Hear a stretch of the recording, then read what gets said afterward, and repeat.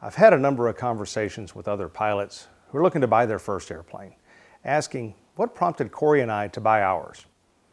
A couple have suggested I do a video about it, so I thought, why not? I'll give it a try. It's not really like the type of videos I typically do, though. But there were really two parts to our buying process. The first was really to take some time to define our mission.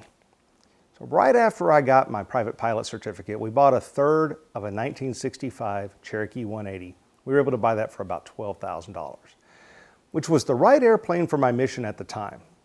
So you might ask, what was the mission right after getting my certificate? Well, it was to build ours and practice what I had learned in primary training. Two, learn what aircraft ownership really was about. And then the third one was just to see if traveling by general aviation was really something that Coryee and I would do. After about a year in the Cherokee 180 partnership, I'd built about 250 hours in that airplane. I'd gone through several oil changes, fixed a few squawks here and there, had gone through an owner-assisted annual, and at the end of that was the result that Coryee and I decided that yes, we really did enjoy doing cross-country trips by GA, and that aircraft ownership and the associated work to maintain an aircraft really did align with our expectations of what it would be. We tend to do things ourselves or want to be owner assisting. That's our type of personality. And in the time that I built, in those 250 hours or so, I learned that I wanted to have an airplane that could do some specific things to make travel safer and more comfortable for us. Now, this is where the real fun began. Having been a chief information officer and chief operating officer for healthcare facilities in my career, I had a lot of experience doing project management. One of the most overlooked but critical aspects is to set the boundaries and expectations at a couple of different levels. You project managers out here, this is old school, I know you've heard it, but there's certain things everybody wants in a project. Those three things that are true also for buying an airplane. Well, what do we want? We want everything, we want it now, and we want it cheap. Now, I can't take credit for this is an old thing. The problem is that you can only have two of the three things. You can either have everything now and it won't be cheap, you can have it now and cheap and you won't get everything, or you can have everything cheap but you won't get it now. And in today's market, you may not get it forever. But for us, we decided that we wanted everything and we wanted it to be moderately now. However, I say that with a caveat. What we refer to as everything means everything that we deemed important. I'm not talking about everything as being a G1000 equipped airplane with a zero-time engine, all of that type of stuff. We knew that would be way beyond our budget. We had budgeted about $175,000 with an intention to finance the airplane over 20 years. The idea being that with our cash down payment, we could keep our monthly payment on the airplane below $1,000 a month. The next expectation that we had to set, and I encourage you guys to document these expectations, is the term everything. What does that mean to you? Like I said, in my case, everything did not mean a G1000 class cockpit airplane. So Coryee and I sat down and documented the minimum requirements that we had to have. The airplane had to have a turbocharger.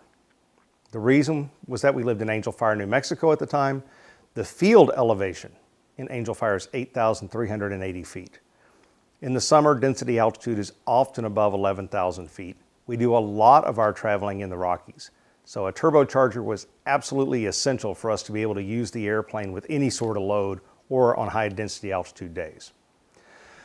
Two, the airplane had to have a useful load of at least 950 pounds. The bigger, the better. So I'm a big guy. I'm not tall, I'm thick. So I weighed about 220 pounds at the time. My wife is definitely smaller than I am, but I also have a college-age son that weighs about 175, 180 pounds, and we would often travel with his girlfriend. Since we wanted to use this airplane to travel and really go places where we needed to take luggage, that useful load factor was really important, and the higher useful loads would serve us well. For travel, we wanted the ability to carry 4 people, like I was just saying, but also have enough room for bags. We had done a couple of trips in the Cherokee 180 where we were able to get people to a location, but we actually had to either rent skis when we got to the mountain, or we had to ship some of our luggage ahead of time because we simply couldn't get in all of the stuff into the airplane. The ability to configure the airplane to accommodate a variety of different loading scenarios was important. I personally wanted to be able to get my 176 centimeter skis in the airplane for some winter sports with friends up in Colorado. And I didn't want them, sitting between the two of us in the cockpit and hanging out and all of that type of stuff. Oh, and in the must-have section, it must be comfortable for the passengers even when packed for a trip, because the Cherokee 180 was not. The airplane needed to be IFR capable. I was a VFR only pilot at the time, and as of February of 2022, I still am. I'm working on my IFR ground school now, so don't need to hear all those comments. But I wanted an airplane so that I could use it for my IFR air work to obtain that rating and to do my IFR check ride and really be proficient at IFR whenever I get done with that.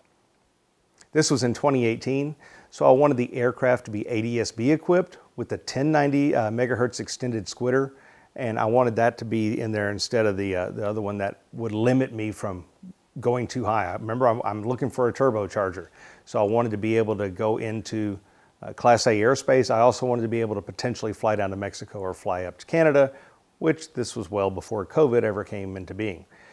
So when we purchased the airplane, we're going to have to use our cash reserves for the down payment. We knew that. So we wanted to hit that monthly note requirement. I did not want to have to go out and buy an airplane where I was immediately going to be spending $5,000, $6,000, $10,000 on ADS-B or avionics upgrades. Sure, I'm going to spend some money on new tires, tubes, baffling, some fiberglass fixes here and there. That's okay. We're talking $1,000, maybe $1,500 after that initial purchase to get the plane ready to go, but not tens of thousands of dollars. And finally, the airplane had to have good, not perfect, but good paint and interior. The old Cherokee 180 had original paint, and I spent hours working on that paint to try to make the airplane look acceptable. I have a video about doing that here on the channel, but neither Coryee or I wanted to have to go through all that again. We also did not want to have what I lovingly refer to as 70s porn interior. The thought being that we're going to go spend a lot of hours inside the airplane going on trips. We didn't want to feel that we were driving around in a 1977 Ford LTD with velour interior and some awful morning piss gold color. Now, the other things on the list were not must-haves, but what we would consider important, kind of on a sliding scale. I personally wanted a fixed gear airplane. Now, I know a lot of you probably raised your eyebrow with that, but Coryee, she wasn't as concerned about it either. Now, the reason I wanted a fixed gear plane at the time was, remember, I'm a 300-hour total time pilot. Just had 250 hours in the Cherokee 180. I've got about 12 hours of high performance time, all done in Civil Air Patrol, but I have no complex time. Also, the Angel Fire Airport where we were housed is known for severe crosswind more than 90% of the time. Now, I know that sounds crazy, but the airport is oriented north-south, and that's all because of the geography. There's literally no other way to build it in the valley. But our winds are primarily from the west. So the joke is that every landing in Angel Fire is a crosswind landing. So I wanted the fixed gear to give myself more confidence in wrangling those crosswinds, and I knew that a fixed gear would be less to insure and also less maintenance, especially with my low time. I wanted an autopilot in the airplane. I wanted to make some of those long cross countries a little more relaxing because we had no autopilot in the 180, so it was constantly trimming it, and that was back when the trim wheel was up here. So since I knew that I was going to be working on my IFR rating, having more than just altitude hold would be nice. So I wanted to know what the various airplanes were that we were looking at. How were they outfitted? What were the autopilots linked to the navigators? Could it fly and approach? I didn't have a lot of exposure to this. I'm a young, new pilot. I didn't know what to do. I say that young part jokingly. All of those kinds of things, just like they were must-haves, some of these were important, although not necessarily a must-have to the same degree. Now, there were also some must-not-haves. We wanted no major damage history. Sure, some hangar rash on a 40-year-old airplane is to be expected, but nothing like one of the airplanes that we initially saw where somebody had literally cut a hole in the underside of the wing to add a speaker that faced outdoors. I don't want to see stuff like that. I wanted to clean logbooks all the way back to the airplane's berth. I didn't want to have any gaps in those logbooks. And like I mentioned earlier, I didn't want anything that was going to require excessive out-of-pocket expenses as soon as I bought it. Like I said before, I was using my cash to make the down payment on the airplane. I wasn't going to have extra cash to spend to get the airplane flying. And one final thing. Any airplane we looked at would have to pass a really thorough pre-buy inspection by a mechanic of my choosing, and it was going to have to be someone who had never been exposed to the airplane before. Basically, I'm following the Savvy model developed by Mike Bush. If you're not familiar with that, definitely look it up. With all of this, Coryee and I had created an Excel document where we could capture all of the details of the various types of planes we were looking at. In our early research, we quickly limited ourselves to a very few models, and those included the Cessna 206, the Cirrus SR20 and 22, the Piper PA-32 family, which there's a number of different names for the PA-32. They were built under Cherokee 6, Lance, Saratoga, and then finally the A36 Beechcraft Bonanza.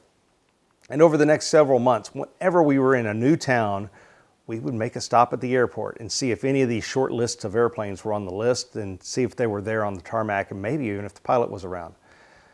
When we'd see one, we would talk to the owner and tell them what we were looking for, and it was amazing. Every single owner just lit up. And I started talking about the things about their airplanes. They were just giving us all of this great information, not only the good things, but they were honest about the bad things too. Also, every single one of the pilots that we talked to offered us the chance to sit in their planes, to feel it for ourselves. Like I've said before, I love the camaraderie of the aviation community. And this experience all over the country really confirmed that we were with our kind of people. We were really lucky when AOPA had a fly-in nearby at the Santa Fe airport, which we knew would be a goldmine of information. We armed ourselves with our notebook, camera, and an old-style fold-out measuring stick. We went to the event. Once in Santa Fe, we quickly found out that we were right at the Cirrus booth and nobody else was around. So we sat in the front seats. We felt as if we were sitting in our Mercedes E-Class. It was great, luxurious, beautiful panel, easy to see everything.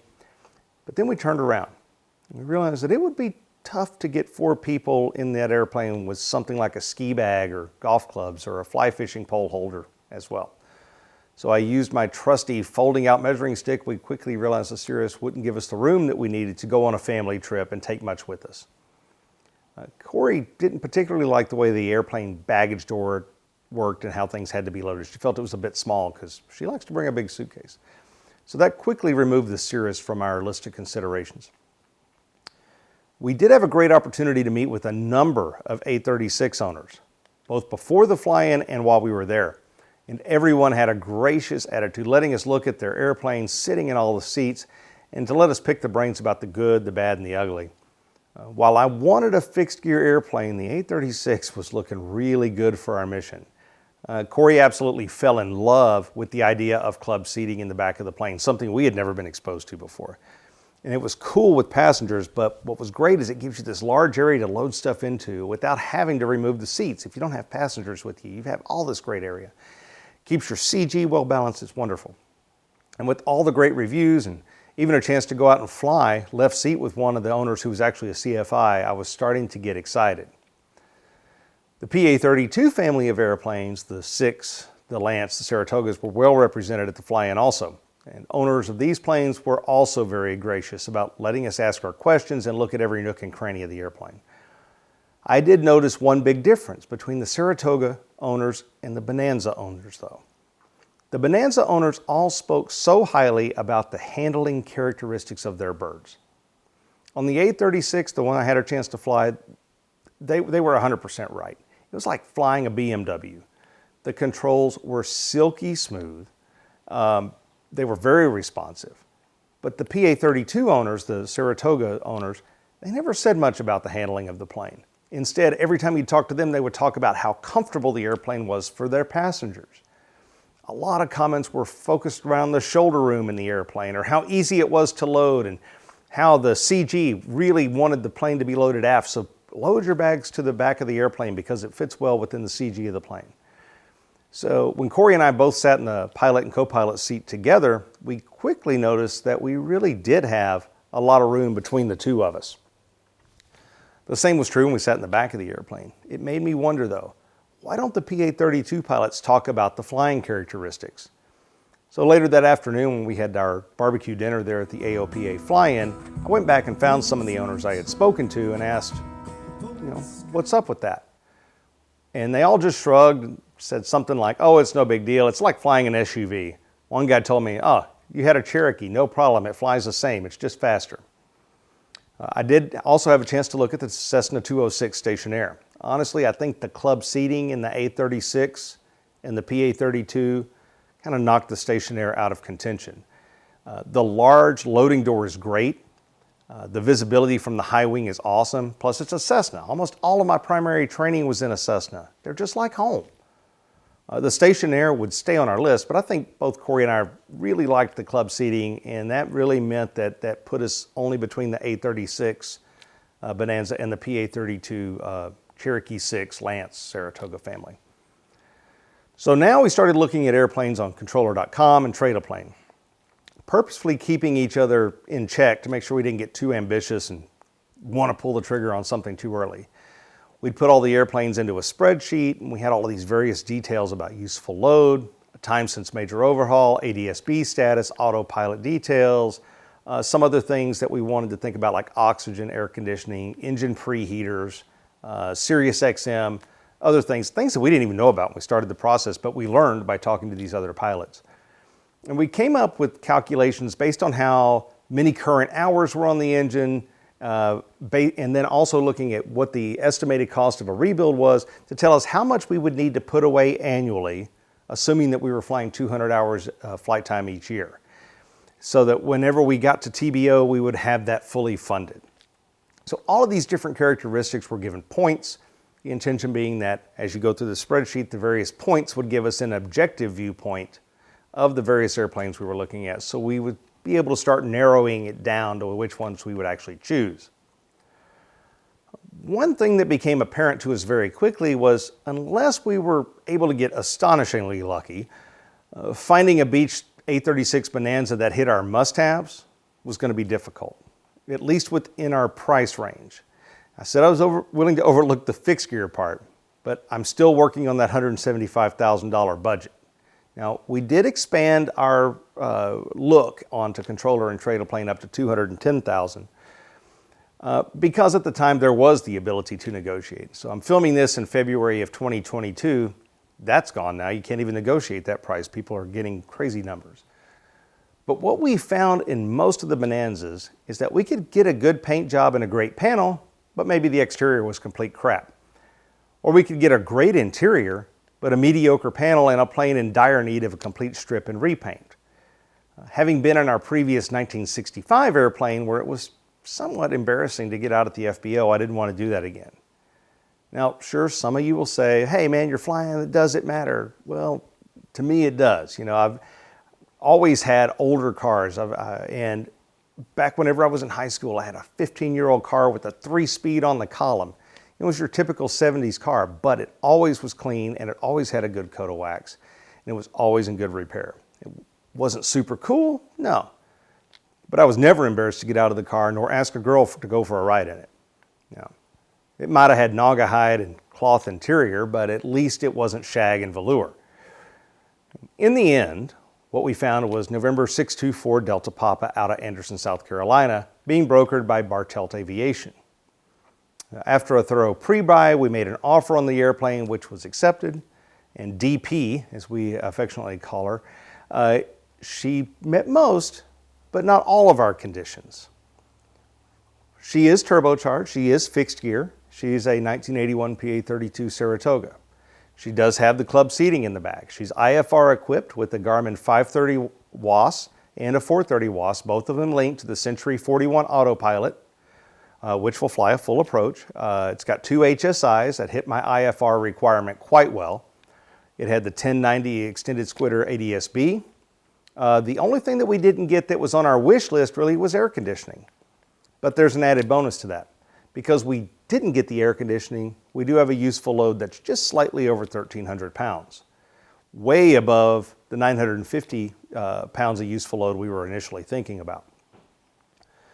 There were a few things that I didn't know to look for, but we really got lucky with this airplane. We have GAMI turbo injectors along with the GPI digital monitoring system. Looks at cylinder head temperatures, exhaust gas temperatures, turbine intake temperatures, and it allows me to actually run lean of peak quite well. The airplane loves to run lean of peak with its Lycoming big bore 6-cylinder engine. It's got a shaded digital fuel flow and totalizer system, a ton of low Presti and knots to use speed mods, a lot of things that when I started the process, I didn't even know existed.